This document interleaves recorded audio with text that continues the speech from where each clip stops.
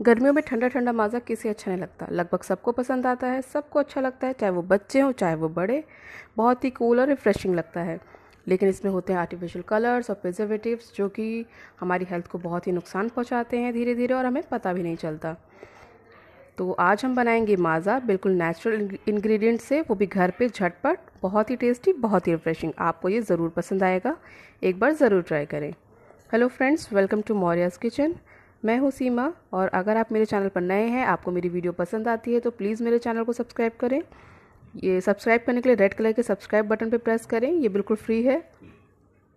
साथ ही bell icon पर ज़रूर प्रेस करें ताकि आपको मेरी हर नई वीडियो की नोटिफिकेशंस मिलती रहे और आप कोई भी अपलोड मिस ना करें। तो माज़ा बनाने के लिए हमें सबसे पहले चाहिए आम पका हुआ इस तरह का। इसको मैंने अच्छे से धो लिया है पहले, और अब इसे इस तरह से छील लेंगे। पीलर की हेल्प से आप इसे इजीली छील पाएंगे। इस तरह से अच्छे से इसको छील लेते हैं। धोने के बाद अब पहले आम को धो लें, अपने हाथ साफ़ कर लें, उसके बाद ही इसे इस तरह से छीलें।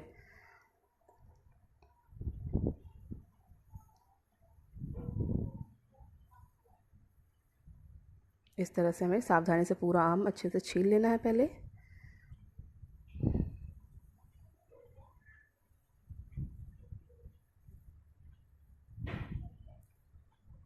आम छिल चुका है, अब इसको हमें कट करना है। इसका पल्प हमें गुठली से अलग करना है। इस तरह से इसका सारा पल्प मैं अलग कर लेती हूँ। इस एक आम से 4 से 5 ग्लास माज़ा इजीली बन जाएगा, और डिपेंड करता है कि आपके पास आम कितना बड़ा है।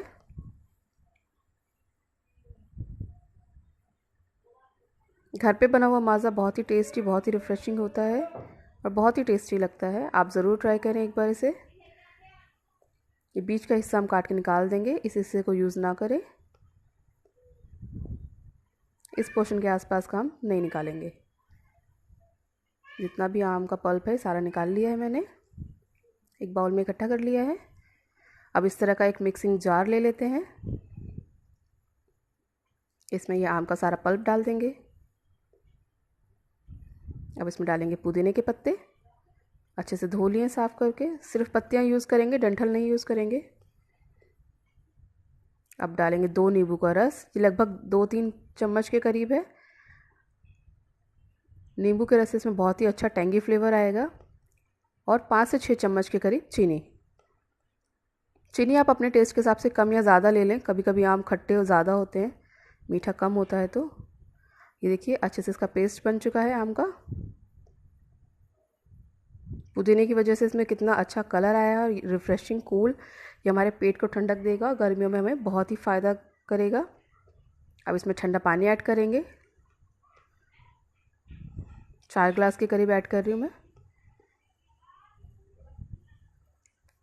एक बार फिर से मिक्सी को चला लेते हैं ताकि अच्छे से मिक्स हो जाए।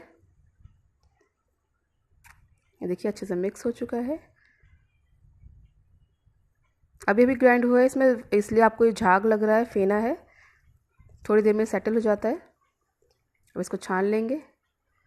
इसमें कुछ ज़्यादा नहीं निकलेगा, बस थोड़ी बहुत पुदीने की पत्तियों का रह जाता है, वही निकलेगा। और बच्चे से पीने में थोड़ा चिक करते हैं, इसलिए इसको छान ले तो ज़्यादा अच्छा है। ये देखिए, आप इसको पतला अगर बनाना चाहते हैं और तो आप इसमें 1 ग्लास पानी और ऐड कर सकते हैं, तो चीनी थोड़ी सी ज़्यादा डालेंगे। अब इसको सर्व कर लेते हैं।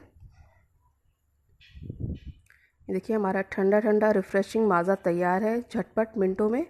और इसमें कोई आर्टिफिशियल कलर नहीं है, कोई प्रिजर्वेटिव नहीं है। आप बच्चों को बिना किसी रोक टोक, बिना किसी डाउट के इसको दे सकते हैं। कोई गेस्ट आता है तो भी आप झटपट बना सकते हैं। Thank you.